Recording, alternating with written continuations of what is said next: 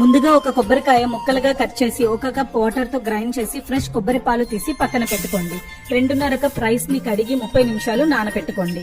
ఇప్పుడు 2 టేబుల్ స్పూన్ల oil, 2 table స్పూన్ల నెయ్యి వేసి దాల్చిన చెక్క, ఇలాచి, స్టార్ పువ్వు, జాపత్రి, రాతి పువ్వు, బిర్యానీ ఆకు, షాజీరా, మిరియాలు వేసి ఒకసారి ఫ్రై చేసి 3 సన్నగా కట్ చేసిన ఉల్లిపాయలు, 6 పచ్చిమిరపకాయలు వేసి బాగా గోల్డెన్ బ్రౌన్ వచ్చే వరకు ఫ్రై చేసుకోండి. ఇప్పుడు 2 టేబుల్ స్పూన్ల అల్లం వెల్లుల్లి పేస్ట్ వేసి పచ్చివాసన పోయే వరకు ఫ్రై చేయండి. గుప్పెడు కొత్తిమీర, పుదీనా, 1/2 కప్ పచ్చి బఠానీలు వేసి ఫ్రై చేసి 4-5 టొమాటో ముక్కలు వేసి 2 నిమిషాలు ఫ్రై చేసుకోండి. 1 కప్ బాస్మతి రైస్ కి 1.5 కప్ కొబ్బరి పాలు లెక్కన 4 కప్పుల కొబ్బరి పాలు యాడ్ చేసుకోండి.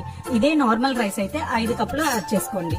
మరుగుతున్నప్పుడు మనం నానబెట్టిన 2.5 కప్పుల రైస్ యాడ్ చేసి స్టవ్ ని మీడియం ఫ్లేమ్ లో పెట్టుకోండి. ఇలా రైస్, కొబ్బరి పాలు ఒకే లెవెల్ కి వచ్చాక పాత పెనం పైన దబరా పెట్టి పైన ఒక వెయిట్ పెట్టి మీడియం ఫ్లేమ్ లో 5 నిమిషాలు, లో ఫ్లేమ్ లో 10 నిమిషాలు పెట్టి స్టవ్ ఆఫ్ చేసుకోండి. ఒక 10 నిమిషాల తర్వాత ఓపెన్ చేస్తే ఎంతో కమ్మగా గుమగుమలాడుతూ ఉండే కొబ్బరి పులావ్ రెడీ అండి.